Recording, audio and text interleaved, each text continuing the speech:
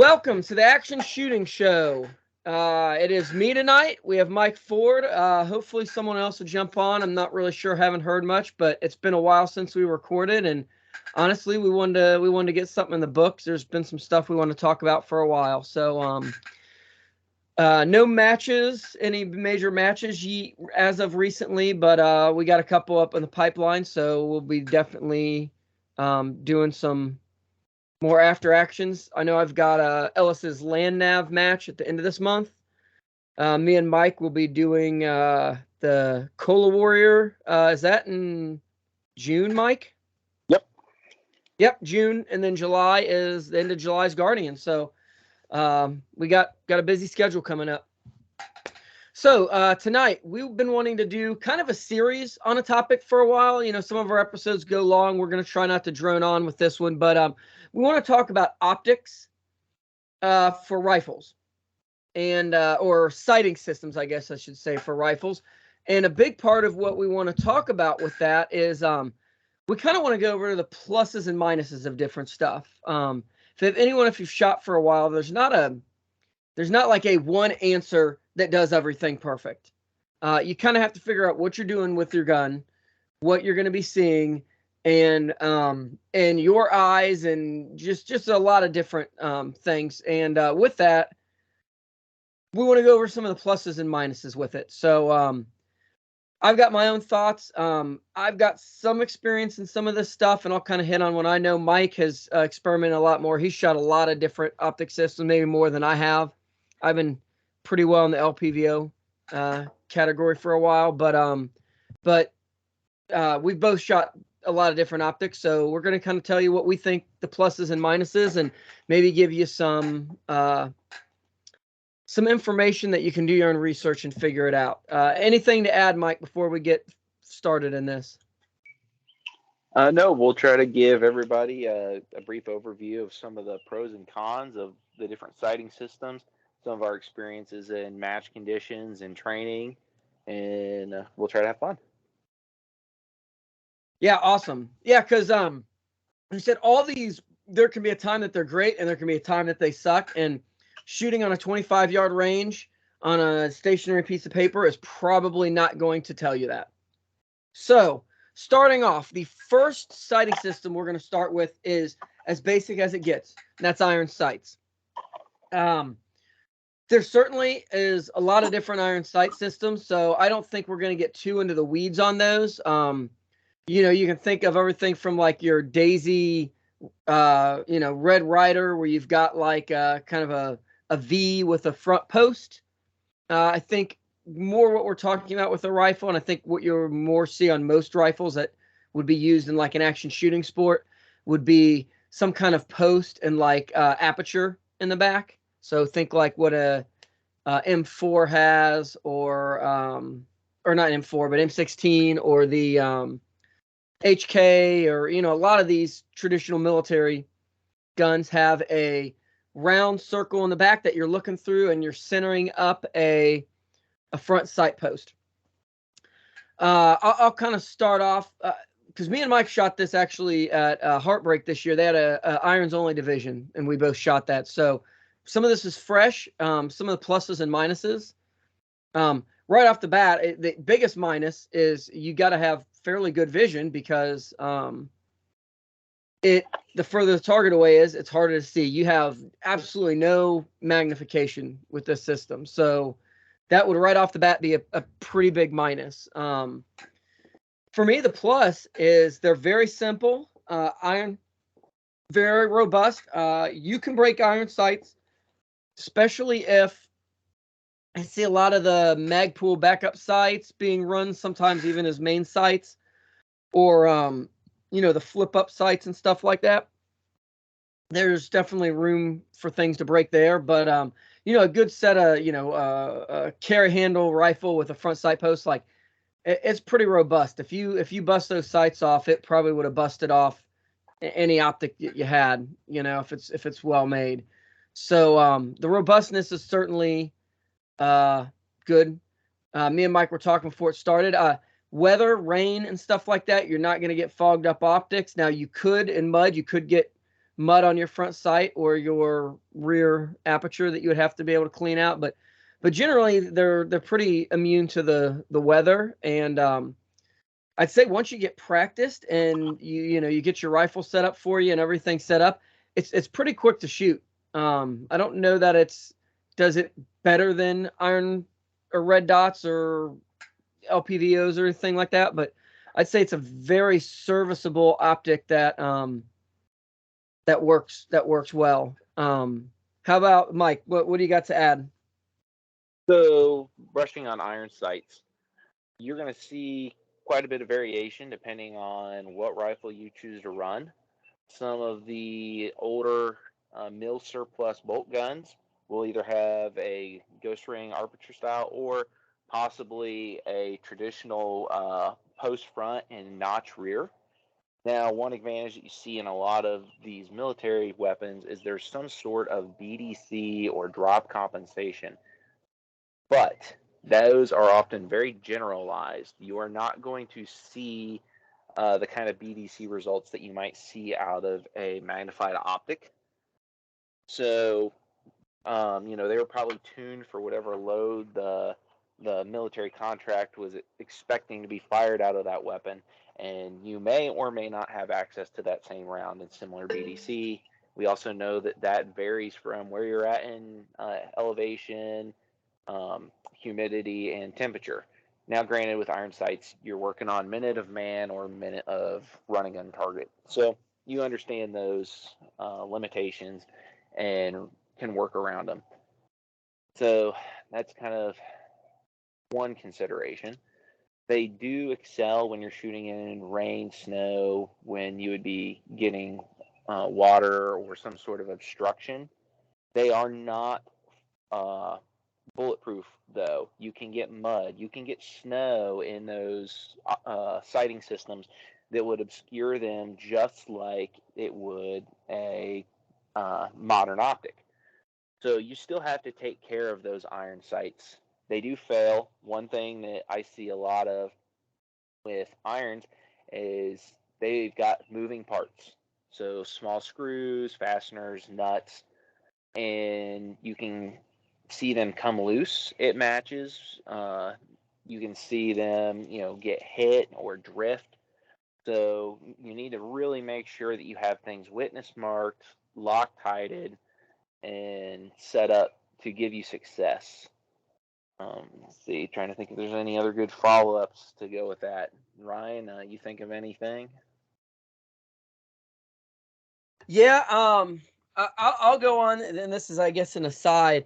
Some of these rifles are fairly, especially this military, are fairly generous with those sights because some of those, if you're thinking like the ladder sights, some of them go out to distances that with your vision, it's pretty much area effective fire. If you think of some of these old, like you can take that ladder sight up to like 1,200, 1,500 meters or whatever it's on there, and I mean, I don't know what most people can see at 1,500 meters, but if it's not a house, it's going to be pretty hard to aim at. But yeah, I mean, as Mike's saying, there's still things to break. There's still things to do. Good shooters can definitely make hits with the right sighting system, with the right post, and all that. I mean, the guys are shooting national match and getting their positional, and they're hitting, holding really good, minute of angle, under 2 minute groups with iron sights at 1,000 yards. So it's obviously they're very usable, but I guess maybe the main point of that is like you should probably learn it. I think it's a good skill to have, but I would not recommend this as your main sighting system. Is that pretty fair to say, Mike? Yeah, and unless you're looking for some sort of fun challenge, which it certainly can be, just kind of be realistic with the results that you're expecting from it. Yeah, yeah, absolutely. But if you're a good shooter, and I think we shared with our heartbreak, I mean, Mike came in 4th overall in shooting at Heartbreak this year, shooting iron sight pistol and iron sighted rifle. That's not with all the iron between all the iron sights people. That is people with magnified optics, with red dot pistols, with everything. So a good shooter is going to shoot well regardless of the sighting system. But my guess is that Mike probably would have gained a couple more positions with his normal gear, because Yep. there's a lot of advantages with more modern technology. So yeah, absolutely learn it. If that's your only rifle and it's got irons on it, like, get good at it. Don't just sit it in the safe and feel like, well, until I get XXX optic, I shouldn't go out and practice. Like, no, a lot of the skills that you learn with irons, they just translate over, and vice versa. I mean, Mike's not shot irons for years, so the skills he gained shooting a scope, shooting a red dot, transferred back to irons pretty quickly. One thing I was going to touch on real quick before we leave irons is you need to understand how parallax comes into play. Because parallax in a scope, it kind of shows, you get shadow, is you're not in the sweet spot. You can see variation to the left or right. A red dot, you'll see it kind of projection, and it might be a little bit to the right, left, up, down, depending on where you're at with the parallax. Irons do not show you parallax quite as easily. So if you go and you're trying to hit a 6-inch plate at 50 yards, even though you might want to be in your large aperture on like an AR-15 because it's faster for transitions, you might actually want to switch to your small, because that's going to help center you behind the optical sighting system, and it's going to help combat some of the parallax issues that you're going to experience that you're not quite used to addressing with your other more modern optic sighting systems. Yeah, absolutely. And that's a good transition, actually, because the next thing we're going to talk about is red dots. So your traditional red dot optic, for those that don't know what we're talking about, we're not talking about a laser. So I've heard more than one person talk about red dot, and they're thinking of like some kind of laser that mounts to the gun that shoots a visible laser out at a target, in space. What we're talking about is usually it's a box, typically enclosed on a rifle, not all the time, but it's projecting an LED. It's projecting a light out into space, and then there's a piece of glass that's projecting onto. So the reason I explain it like that is because with a lot of red dots, parallax is either non-existent. I mean, there's always some kind of parallax, but it's so non-existent that you really don't have to worry about it. So with your iron sights, you're trying to get that front post in like the back of the aperture, if it's that kind.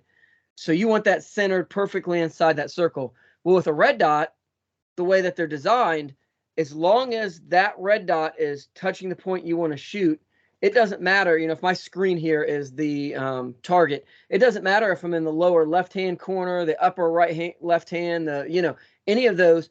If my dot is on that target, no matter where the dot is in the window, you should be getting your hits, because it's kind of projecting out into space, if that makes sense. Is that a good way to explain it, Mike?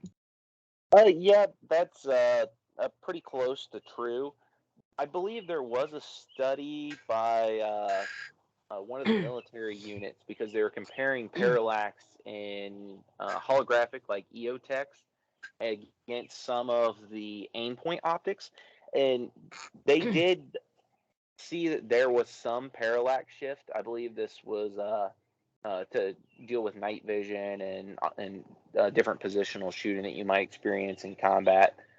And there is some parallax. It's just greatly reduced through a red dot or holographic compared to your other sighting systems.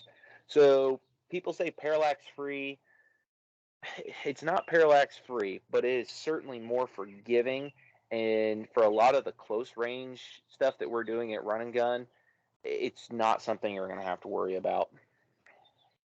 Yeah, absolutely. And I think I said that there's zero parallax. I mean, in principle, that's what they say. But yeah, in reality, there could be some. But as Mike said, if you've got red dots are 1x, there's no magnification to it. We're kind of still where we're at with iron sights, in that we're still relying on our vision to see what we're shooting at, see the whatever size dot. If we're talking about holographic, sometimes there's a reticle. Whatever we're aiming with in that, we're relying on our eyes and that to see that. So so as Mike said, at 25 yards, if we're shooting paper really fast or shooting generous sized target, the little bit of parallax in there is just it's not going to happen. It's not going to affect your shooting any. And I would even venture to say, like, if you're sitting down, I don't know, maybe we should do this sometime, Mike. So if you're sitting down shooting groups at 25 yards and you got that dot, and you kind of go all four corners of your optic, I'm going to guess that group is probably, the difference in parallax is probably going to be within the acceptable accuracy of your ammo, if that makes sense. So Right.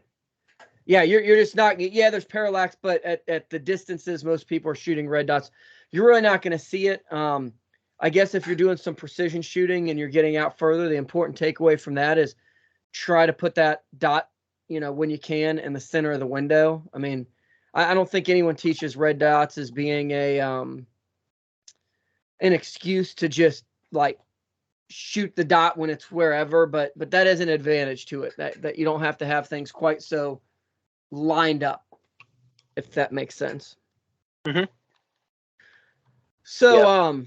Mike, I guess go on, kind of explain some of the benefits then of why because red dots are really, really popular, especially on ARs.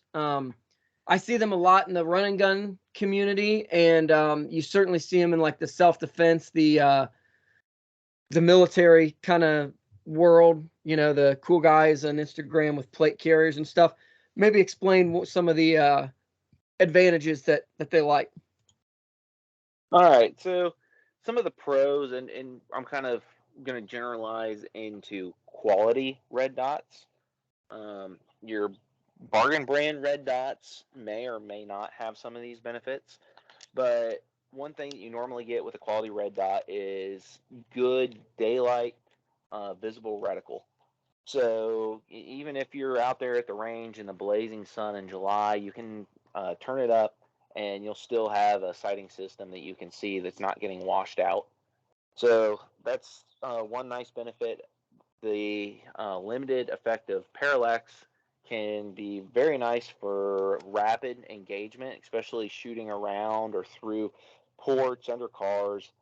Um, you get the benefits of good two eye open shooting, which a lot of us do with magnified optics, but some folks they can't really do it.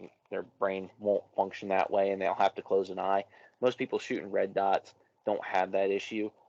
Modern red dots generally have a really good field of view, so this is great for target transitions, tracking maybe movers, or keeping an eye on what's going on around you.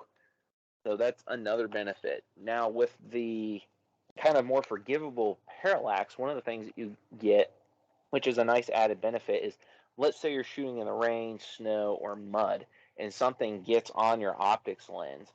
For like a LPVO or something, that could be a major issue if it's in the center. Well, if you're running a red dot that has a fairly large window to it, you could theoretically just shift your head and look and use the red dot in an area of the optic that's not obscured. So that could be a major benefit in a match condition, because we know that match weather varies a lot. Sometimes we're swimming, sometimes we're freezing, and sometimes we're just covered in mud. So that's kind of an advantage that you see in the different red dots you can use.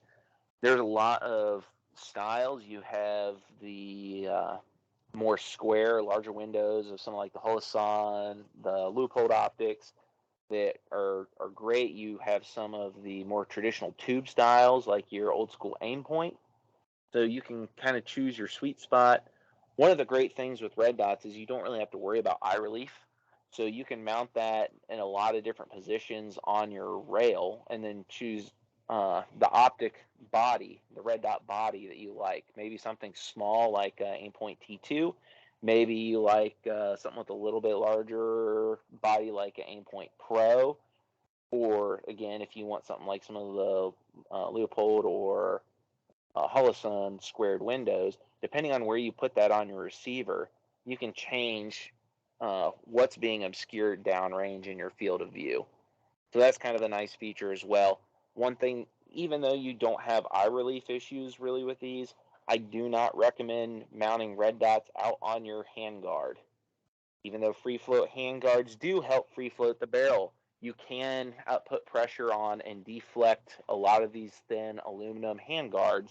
And so if you're shooting against a barricade or maybe a barrel or something, you can actually change your point of aim, point of impact, and give yourself problems. So I generally recommend you keep your red dot mounted on your receiver.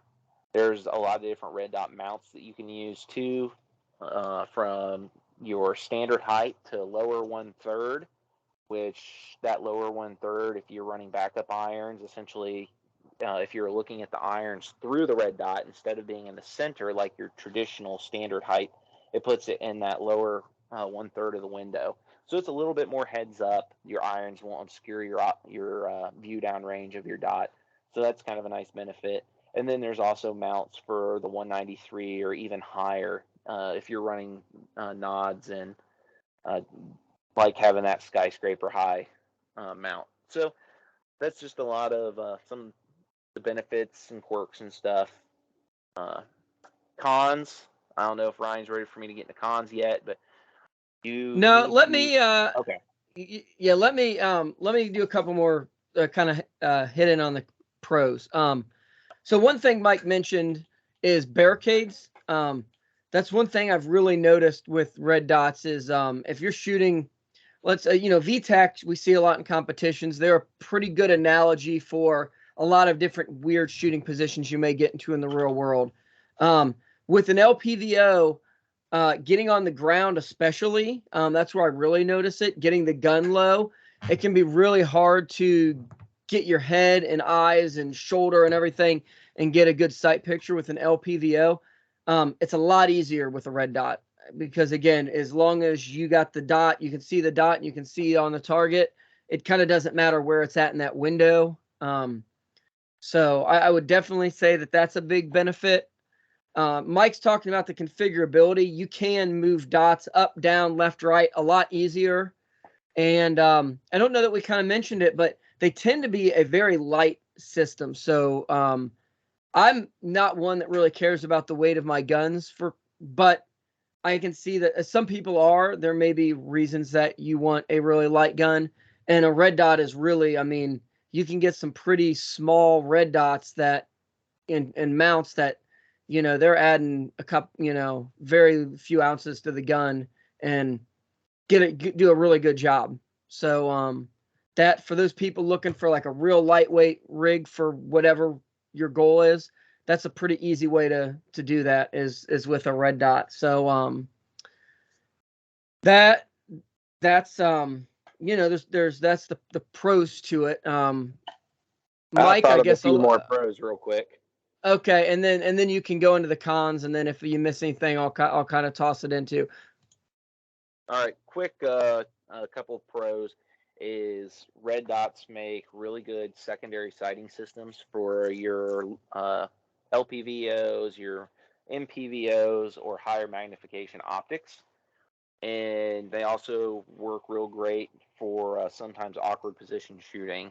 So uh, I see a lot of these set up on 45 offsets. That's pretty common. And then something that's gained more traction is where they're running on piggyback or 12 o'clock high over the primary optic. And that's fantastic for night vision, a little bit more of a heads up shooting. When you're running a 45, the optic, your primary, can kind of obscure your field of view and your non-dominant eye. So if you're running 12 o'clock high, because you're kind of in a heads-up position, and it's over your primary optic. That opens up your field of view left and right for faster transitions, a little bit more awareness. And then that piggyback dot is also fantastic for night vision use as well. So and gas mask, as we and found out cast at mask. Yep. last year at And Wolverine. That yep. having a 12 o'clock dot was pretty clutch for that. Yeah, and it's pretty cool because something that I discovered with some of my vision limitation is when you put a dot at 12 o'clock high, when you roll the gun, let's say you're a right-handed shooter, right-eye dominant, which describes most of the shooting world. If you have to go to a stage and shoot off your weak side or your left shoulder, you just have to roll the gun at a 45 and cant that top 12 o'clock piggyback optic right in front of your dominant eye. And then you're still shooting with that dominant eye, both eyes open, so you're not kind of having to squint or close one, dealing with eye dominance issues. So that's kind of another benefit too that a lot of people don't realize until they've played with it. So yeah, red dots make excellent secondary sighting systems. Absolutely. So let's go into some of the negatives, because obviously they're not the only option, and there's some reasons you may not want to run them. Mm-hmm. So we'll get into the negatives. Probably the number one is no magnification for long range. You don't get any assist to try to help you with your holds, which can be a big negative. And depending on the size of your dot. That we can't completely say that, because we're talking about holographics too, and I think some of the EOTech holographics do have reticles with different holds on them. Okay, yeah, that's true. And So Sun and Primary Arms did come up with a few that had some sort of BDC, but you also need to understand that using a BDC on a 1-power optic is, when you get out there at distance, you're playing area effect game. So yeah. I wouldn't say that it's a quick way to get hits. One thing you need to understand too is how a magnifier plays with that. And nice thing with holographics is a magnifier, the reticle stays the true size. But my understanding is when you throw a magnifier behind a dot, then the size of your dot for like an aim point, your traditional red dot, grows as well. Yeah, it becomes a first focal plane scope basically. So your dot, if it was 1 MOA and it's a 3x magnifier, you've got a 3 MOA dot now. Right? Well, that would be the holographic. The holographic would be if you use a 3x magnifier, you're not, since it's let's say it's a 1 MOA center dot, it would still be a 1 MOA center dot with a holographic. Yeah. No, you didn't hear me. I said, so if it was a 1 MOA dot on your red dot and you threw a 3x magnifier, you now have a 3 MOA dot on it. Because it's making that dot 3 times bigger. Yeah, okay. Yeah. So, yep, yeah. That's a consideration. So long range with the red dot, I've seen guys it matches do decent, but at the same time, you really have to understand the limitations of long range with it. Yeah, you have to have good vision. This is an aside, and this is not strict red dot, so we should have mentioned this. There's also etched reticles that are 1x. So this would be more of a traditional scope style reticle, usually illuminated, typically daylight bright. Some of those, as Mike kind of said, like I know Vortex makes a couple that they do have holds like a BDC or mill or something inside there.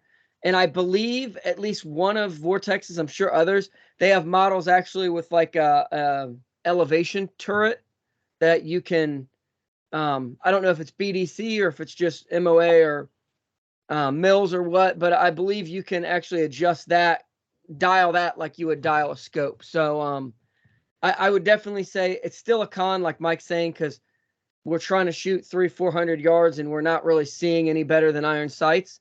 With some iron sights, you've got like drums and stuff, you can adjust that. With some red dots, you have ways to kind of adjust to where you're not just doing Kentucky windage like a strict red dot. But as Mike said, it's still kind of a con. They're not you're giving up a lot of performance when you do that. So if you do are like running like a limited division where it's got to be 1x, you have some options for long range. But like Mike said, you're still seeing a 400-yard target. 12-inch target at 400 yards is awful teeny. Yep. So yeah. So let's see. I was long range. Is a con. Battery life is going to vary. It depends. There's a few red dots that are floating around there that are tritium and fiber optic powered. Some of the old school Triticon and Meprolite. One thing you need to know with those is normally and RMRs. They're still making RMRs like that. And one thing you need to know with those is there is a very deep dark tint. So to make those dots show up, they had to put a dark blue tint, and that it helps the dot show up. But if you're shooting at low light, it can definitely affect your visibility and working with night vision and stuff too. So And those fiber optics, not to talk over you, those fiber optics in bright light can be blazing, like distractingly bright. I know we've actually showed people the trick. You can put like electrical tape on top of that kind of input to adjust them if it's got something like that, or some of them may have a way to adjust that, but they can be too much at times. Yeah, yep, and I can go into some of that because you're seeing most of those in the prism, the fixed power prisms. Yeah, Is what we'll call I it. guess So we'll touch on that more. we'll touch on that some more. So, uh, yeah, cons, batteries, and no magnification. That's really your biggest cons with red dots, I would say. And Yeah. obviously, if you don't have good battery life or you have a cheaper red dot, you can get them washed out in bright light. And like a July range trip, if you got let's say it's a white painted steel and it's a cheaper red dot or your battery's running low, you might not be able to turn it up where it's really bright enough to pop against a light background. Another thing to consider with red dots is stigmatisms. It can take your red dot and make it look like a semicolon or a giant starburst, and it'll vary from person to person. So then it'll vary from brand to brand. I've looked through the Holosun, and the dots are not as crisp for me as an aim point. And the aim point and the others are not as good for me as like a holographic, like an EOTech. That center point's even better for my eyes. So that's something you have to consider as well. Some people that doesn't bother them, but certain people have not having a good perfect round can drive them crazy. Another thing to consider is the size of the dot that you pick really affects the accuracy. For a centerfire rifle, which we're kind of focused on rifle, I would pick a 2 MOA dot or maybe like the EOTech reticle where you've got the donut of death with a finer center aiming point. Because if you pick something like a 4, a 6, or an 8, you will start obstructing the target that you are trying to aim at. And with matches throwing some finer targets out there, you might have a problem. One little trick, though, to help with the red dot reticle and zeroing is when you go to zero, if you turn it down and dim it till you can just make it out all over the target, you can kind of see through that dot and just kind of place the bullseye in the center of it. So that can help with zeroing. I see a lot of people try to zero with the red dot brightness turned up too much, and they struggle to get a good refined zero. Yeah, so I'll kind of throw in the opposite of that kind of trick is if you've got a lot of really close targets, like we'll say burner things that don't take a real refined sight picture. And depending on the size of your dot, maybe it was a real busy background and it's, getting lost.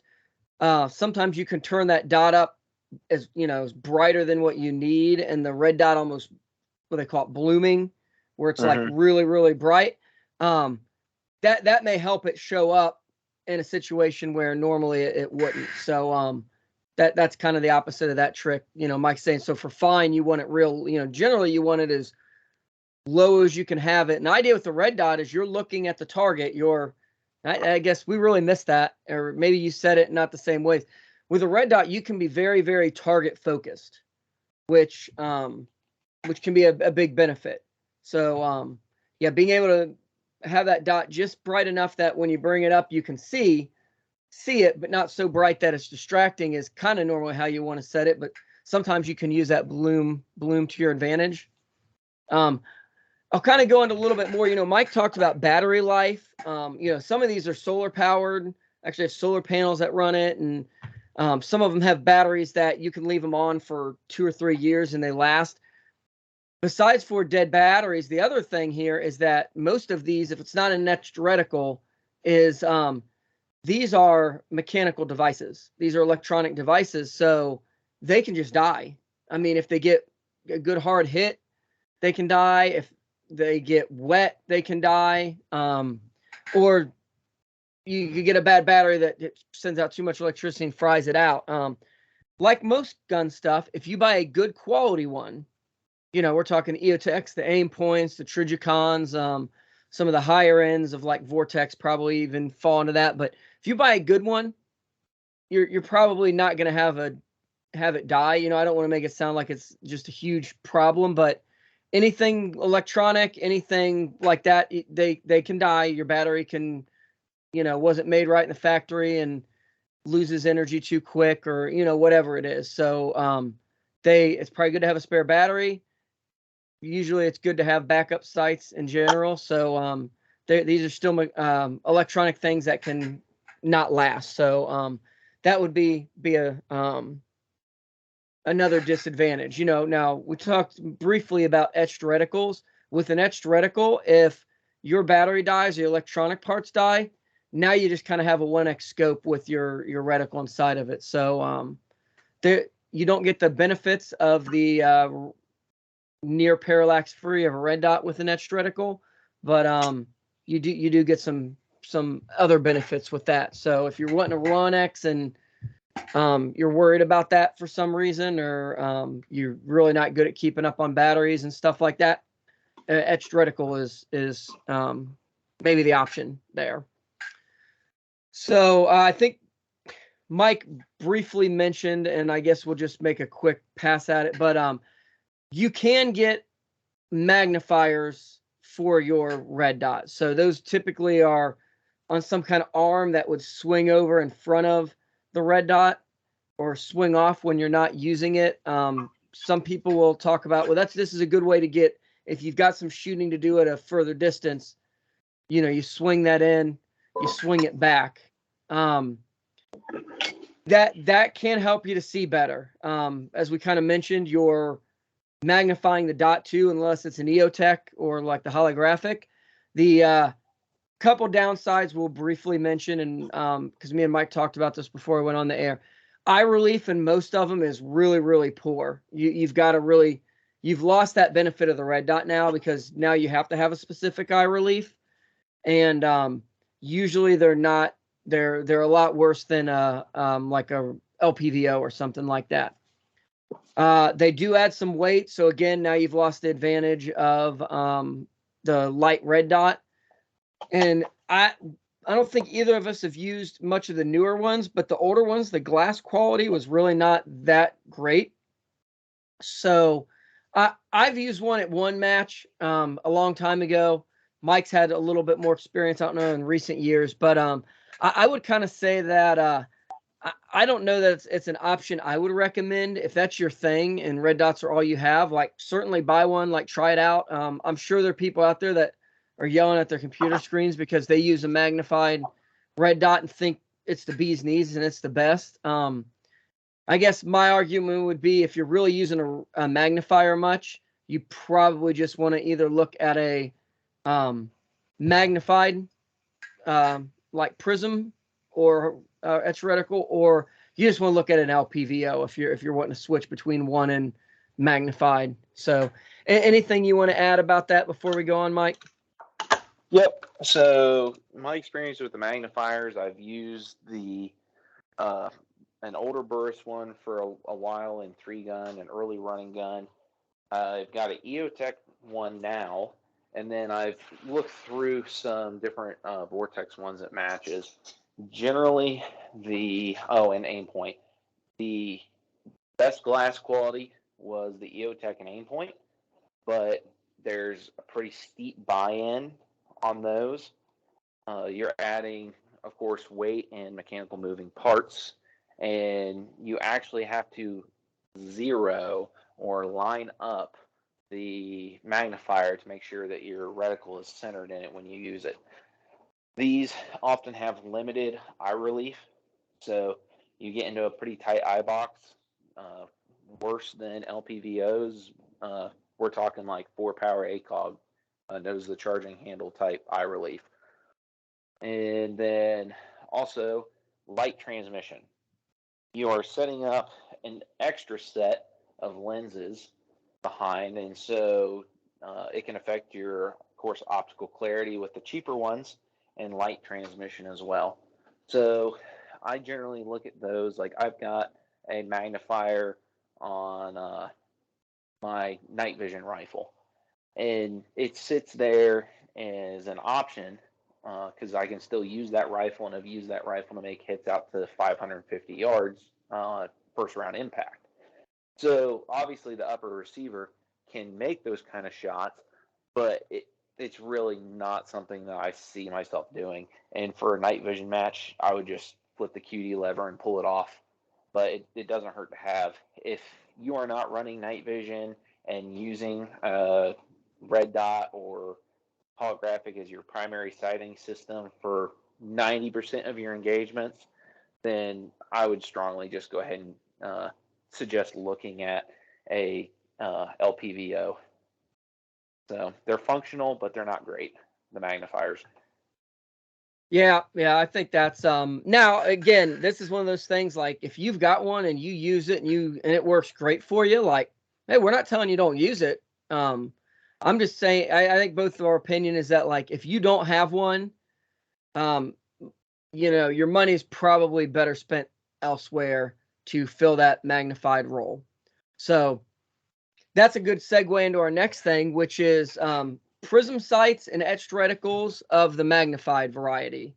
So we're talking, again, you have etched reticles, and like usually you're going to see the 3 and 4 range. You may be able to get some in the 2X.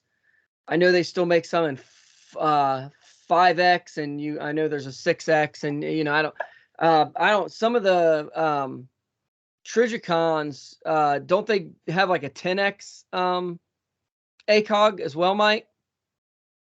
I don't with a 6X machine gun optic that I also believe the Brits used on their 129 DMR. Okay, I couldn't remember how high they went up, but there's a varying array of them. So this is so what you lose. We'll start off. You don't have the parallax or near parallax free that you have with the red dot. You still have a very simple sighting system. They're typically very lightweight, even being magnified. And but now you're getting a little bit more vision, so you can see things a little bit better further away. Being able to see the target to hit, it's important. To be able to properly identify the target is important. So in a 3-gun match, a run and gun match, if there's a target out there, generally it's okay to shoot.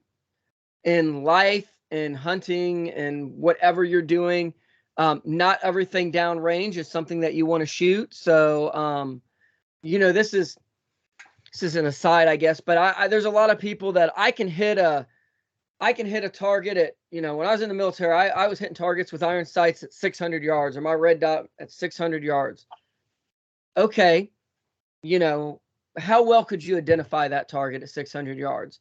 How well can you see that is a bad guy or your wife, or a good guy, or, friendly, or a bad? You really, most people's vision is not that good. So when you throw 3X on there, it gives you a little bit more visibility of what's going on downrange and what am I shooting.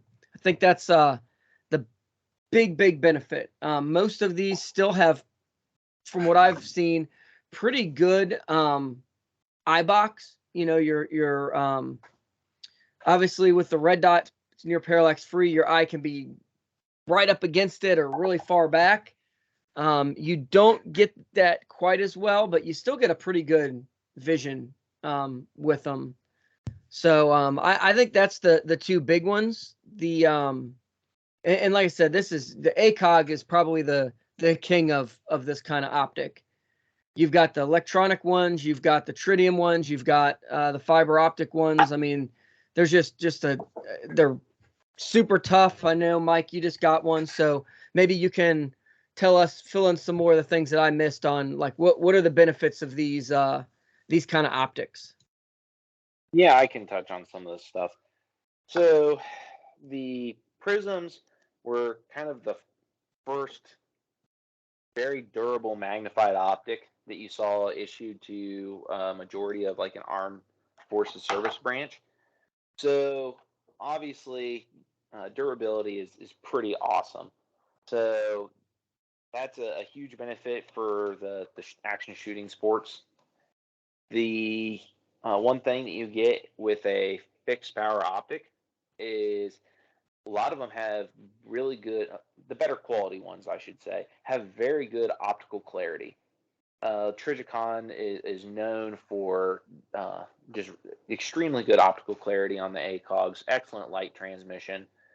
And the primary arms ones have definitely come a long way from when Ryan and I first saw them and on friends' guns and played around with them 5 years ago, 6 years ago, to the ones that are coming out from primary arms now are just, yeah, they're leaps and bounds ahead of where they were. So that's one thing to consider. The other thing is a lot of these prisms, whether 1x, 1.5, 2, 3, 3.5, 4, 5, 6, there's a range. You can find something that's going to work for you. And a lot of them have some sort of BDC reticle option. Now, some of them are pretty generalized. Primary Arms does a pretty good job of having a few generalized reticles that work pretty well interchangeably for different rounds. Are they going to be spot on for, let's say, your 6.5 Grendel? Maybe not. But if you know your holds and you do a little range time and maybe use a ballistic app, you can come up pretty close to where you need to be. Trijicon is probably the king of reticle options. They've got them for your 308, your 223, 14.5, 16-inch, 20-inch, different bullet weights. So you probably need to do a little research to make sure you're getting the one that's going to work best for you. But you can go with maybe a donut of death, or let's say you want a finer aiming crosshair, or for a lot of our vets that grew up in their early shooting years running a Chevron, maybe they want to go to that. So that is another benefit. iBox varies quite a bit depending on the prism that you're dealing with. And some of that has to do with some of the decisions that were made to increase field of view. A lot of us are familiar with 4x32 ACOGs that the military purchased. And so you see a lot of shooters that are running nose to the charging handle on ARs. And that was because that 4 power has a very tight eye box. I've got one of the modern battery powered ACOGs, and it's a nose to the charging handle optic. The trade off for that was to gain a wider field of view. When you go to the TA11 series, which is a 3.5 power, you get a really darn good eye box. It's a lot longer, and I'd say comparable to some of the better LPVOs out there. And there's a few other models that are really popular that are in that 3 to 3.5 power that are pretty light. One thing that you do gain with the fixed prism is with mount. A lot of them are less than 20 ounces, and so probably the heaviest one would be the 6 power ACOG or the TA11, which is the 3.5 power, and those are probably the biggest of the prism optics, and all the other ones you get to drop weight. So that's pretty cool if you're looking to save a few ounces. One of the things that's been a great thing for the prisms has been using red dots as a secondary sighting system. A lot of the housings for these prisms now, whether it be Vortex or I know that there's a push to try to get primary armors to do this, but Trigicon for a long time has set up where you can mount a red dot, a micro dot, as a 12 o'clock top dot option. So for a lot of people who don't want to learn how to effectively use a LPVO, then okay, buy a fixed power prism, and it's simple. You don't have to worry about, am I zoomed in too much, too little? If it's second focal plane, where's my holds when it's a 6 power optic and the BDC is for 6 power, but I'm at 3? All that stuff is not a consideration with prisms. So it's definitely a little bit more of a KISS system. The illumination on prism reticles has come a long way. Some of the first ones were just a plain black reticle, or if it was a Trigicon product, it might be illuminated by tritium at night, but it wasn't a daylight bright color. The adaptation of fiber optics in the Trigicon line gave you an option to illuminate the reticle, and to the point where you can actually over illuminate, and we'll kind of touch on that in the cons. But a lot of the modern prism optics from like Trigicon's popular models, primary arms, Burris, Vortex, and a few others out there are battery illuminated, and you don't really have to deal with reticle washout on the better ones. They're going to be as bright as an Aimpoint or an EOTech for that July day where you're shooting in bright sunlight. The simplicity, durability, weight, there's a lot to like. If you're willing to understand that you are making some trade-offs, possibly in performance. I've done pretty well with my Prism and Piggyback. I run one on a Arsenal AK, and I've even come away with long-range rifle stage wins with that little 3 power and running a Piggyback dot. So that's pretty fantastic. But again, know your equipment, know its limitations, and it'll generally serve you well than having the most amazing thing in the world and not knowing how to use it. So there's some pros. Sorry if I rambled on, and I'll let Ryan toss a few things in there. Okay, that's good. Actually, I was just because I was curious, so I looked it up here while you're talking. Because I know last year at Legion we looked through one of the primary arms. I think it's the SLX micro prism. So that's a good example of that is a 3x prism scope or dot, and it is 8 ounces with the mount. So that's a pretty compact little package. Now you're not getting a very big window on it, which some people may or may not like, and I remember the iBox being pretty generous on that. I thought it was pretty decent. Not one you're going to mount a top dot on, but that's a pretty solid kind of package. Now, in my experience, and this is with shooting scopes and shooting red dots and all kinds of things, I think that 2 to 4x, I'll say, is kind of the window you want to be in.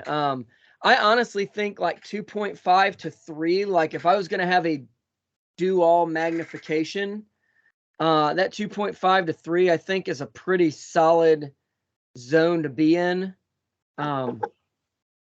Because Yeah, you can absolutely. shoot things up close, both eyes open, with a little bit of practice, and that image is not too zoomed up that it really messes with your brain much. But you still have some, magnification downrange. I mean, I've got an old Savage 99 that's got a scope on it. It's a Weaver K3, fixed 3-power, duplex reticle, whatever rifle back in 1960, if it had a scope, that's what it had. And I mean, that's an awesome magnification range. So, if I was going to pick one, and they don't seem to make a lot of 2.5s, but I mean, 2.5 maybe even better, depending on what you're doing. Four's workable, and you see a lot of fours. You do start to get a little more zoomed in there to where like the piggyback dot may make some sense. But so the downsides, I'll kind of throw a couple, and then we'll let Mike finish that up before we finish this episode up. But you are possibly giving up some speed with the close range. I mean, a lot of people talk about red dots just being like a 1x red dot, just being super fast to shoot. Some people may be slowed down by having a little bit of magnification. There's still, so depending on how they work, there's some mechanical stuff in it, like most optics. But if you've got an etched reticle and the illumination dies, you're giving up a little bit there. But generally, I think it's a pretty solid choice. I guess the one other thing is when we start going out further, 3x may not be enough. I know for my shooting, I normally, even shooting LPVOs, I'm at like 1.5 to 2 magnification on the low end. Just that's how I like it with my first focal plane scopes. When things start to get out to 3, 4, 500 yards, I'll get up to like 5 or 6x. It's a rare occasion if I get much more than 6x, but there are times where getting up to 6x, having that, reticle a little bit larger, and just being able to see a little bit better can be a benefit. But with a kind of fixed power magnified optic that's just fixed in one place, you don't really have that option. You're just, whatever it is what it is. If it's 2.5, if it's 4, if it's 3, you're kind of stuck there. And if you want to see a little bit better, you're kind of out of luck. I think that's probably the biggest downside to that. So Mike, what do you think? What other downsides did I miss?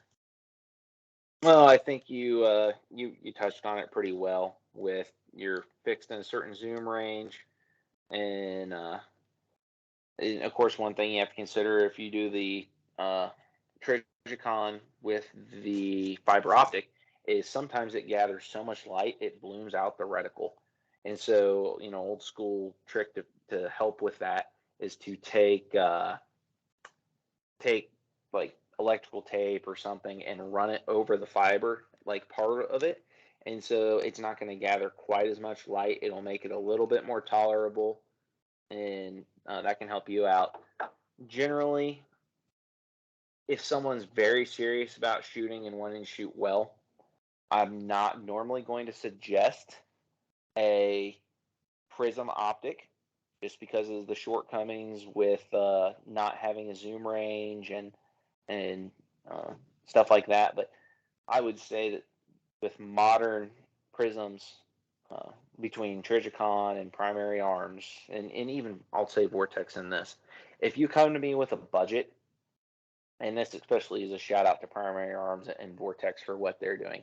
But if a shooter comes to me with a budget and wants to be able to have a good chance at making hits at maybe like a running gun or a 3-gun match, and they can't touch some of the better LPVOs that have a reputation for durability and stuff like that, it's much easier to get them into a good prism optic on a budget. that's going to get them out to that 3, 4, 500 yards where they have a good hit probability, and it'll be lightweight and durable. So yeah, depending on where your budget's at, obviously the Trijicon ACOGs are not necessarily a budget item. Some of the mill surplus ones that float around that the tritium's dead, but it's still a very serviceable optic, could be had more at your budget friendly prices. But still, yeah, for new shooters, especially if they don't have a chance to really learn how to shoot long range and work magnification ranges, or they just don't have the attention to put forth, the simplicity of a prism is hard to ignore. So Yeah, I was gonna say that is the one big advantage, is that it is a very simple system. I sometimes I know I've seen this in the run and gun group and some other more in the run and gun group. I've seen some people when referring to LPVOs and talking about like what magnification range to be in and this and that, almost make it seem like there's a science to it. Like make it more complicated. Well, I like my fix because I I don't have time to figure out what magnification I need to be zoomed to and yada yada yada. So there is something to be said about having a very simple optic that you don't have to put any thought into that. Like Mike said, new shooter. I kind of looked some of the prisms.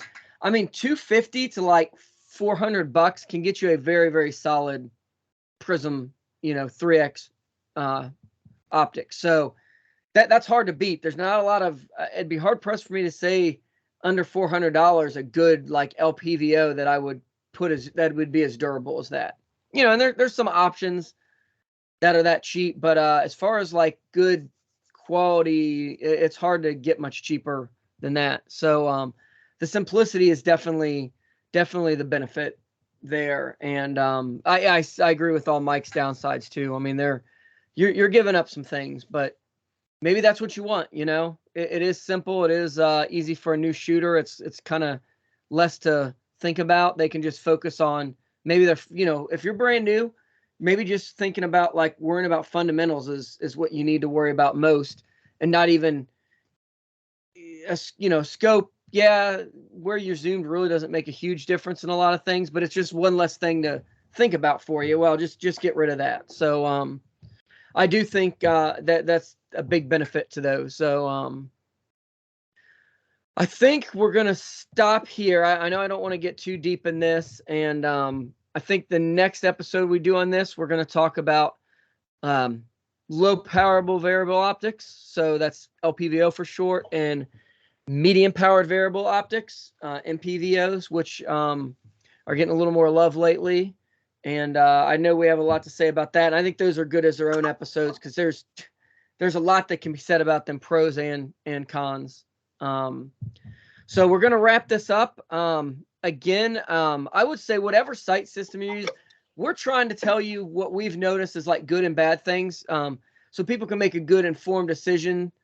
They can get out there and think about what to practice. I mean, there are benefits to these that maybe people didn't think about or notice, and maybe there's some downsides that they just haven't had the chance to get out and kind of experiment. And once they get out there, they go, oh yeah, I didn't realize that that could be an issue for me in this situation. So we just kind of want to give people some things to think about. Before we close up, I do want to give a couple shout outs. I've been kind of sporting their hat here. Rubber City Armory has been awesome to me and Mike. They're an Ohio company. Yeah, they're an Ohio company. Jeffrey Larson, who he's kind of the top dog there. He's been great to us. They make a great product. So if you need a bolt carrier group and that's in your wheelhouse, check them out. There's a lot of good bolt carrier companies. So I'm not gonna tell you like that's the only one to buy, but I don't know. We got quite a few of them and quite a few different rifles, and they have been 100% trouble free. I cannot say that about every bolt carrier group I've ever had. I have broken bolts before, so that's that I not since I've started shooting Rubber City, which is what kind of got me on it. And once I had a broken one, it was like, all right, well, we're getting good stuff, and we're not messing around with cheap things when it comes to bolt carrier groups. So Code Evolution sponsors me. They are an awesome handguard, especially for the people who are wanting to shed some weight on a gun. You can make a pretty darn light rifle, and you still got a really rigid handguard. M-lock on it, so you can put all your accessories on it. Within reason, Mike was talking. I don't think I'd run. Well, I'd be careful. I'd check if I was going to run like aiming devices and stuff further out on the handguard. They're stiff, but I don't know how stiff, but they may work. Give it a shot. So, Mike, anyone you want to thank or anything you want to say before we close up? Yeah, absolutely. I'll mention Jeffrey and RCA again. They really are fantastic folks up there, and it's not just their bolt carrier groups. You can purchase parts from them if you need to breathe some life into an old carrier. They also offer the black nitriding as a standalone service. It's really common. Guys in the LMT group that like the enhanced carriers that are pretty awesome, we'll send them, and Jeffrey will do a black nitride treatment to the LMT. They do a lot of work for a lot of different folks behind the scenes in the gun industry. So who knows? You might actually have RCA products and not even know it.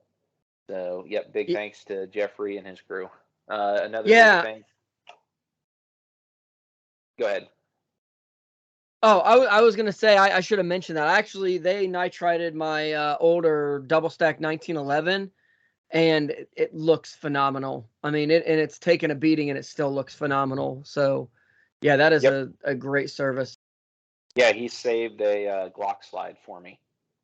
So yeah, awesome. Really appreciate the help. Another shop that's helped Ryan and I is Dustin Crute, CB Guns. That dude is awesome. He also has a knack for finding some of the really cool stuff out there. I've seen him get his hands on some really cool suppressors, really cool optics, as well as some really awesome AR parts. So, like forward control designs, I've seen parts, forward control receivers, seen Radian, all sorts of really top-notch stuff. So, if you're looking for parts for maybe your next competition gun or maybe a receiver set or something, it never hurts to check out CB Guns. Give Dustin a call or hit him up on Facebook. And if you are a local shooter to us in the Southern Ohio area, you can always swing by his shop. He'd be happy to help you out, and he'll help with. I know that he offers a service for suppressor stamps, and I believe he's also helping folks with Form 1s. So, yeah, definitely worth checking out. Awesome guy. And he's got a website. So CB, so like Charlie Bravo Guns.com is his website. Yeah, you can get a hold of him there too. And yeah, I've got 2 cans sitting in jail there, waiting for Uncle Sam to give me permission to protect my hearing. So definitely worth checking him out. So we're going to close this up. Again, this is the Action Shooting Show. Hopefully our next episode will be on low power variable optics, medium power variable optics. If you have a topic or something you want us to talk about, please hit us up on social media and YouTube, on Instagram, wherever it is at. I'm on Facebook. Mike's on Facebook, just around. And we'd love to talk about it. We know a good deal because we've been shooting competition a long time. We've got a lot to learn still. So especially if there's something we're not real sure about, let us know and we'll find an expert and we'll get them on here and we'll talk to them. Or we'll research it and then get someone on. I mean, we just love helping people out in the sport and kind of not make the mistakes that we made. We've got a lot of equipment that's sitting around not getting used because we bought it thinking this was the be all end all, and then we found out it was not. So we'd like to save you from making those decisions. Like I said, I bought a cheap bolt carrier group and it broke on me in the middle of a match. I do not recommend a stage where you have 20 rifle targets and you break after one. That's a good way to sink a a really good match score, not to mention money and time and effort. So Yep. Thanks for watching and have a great night.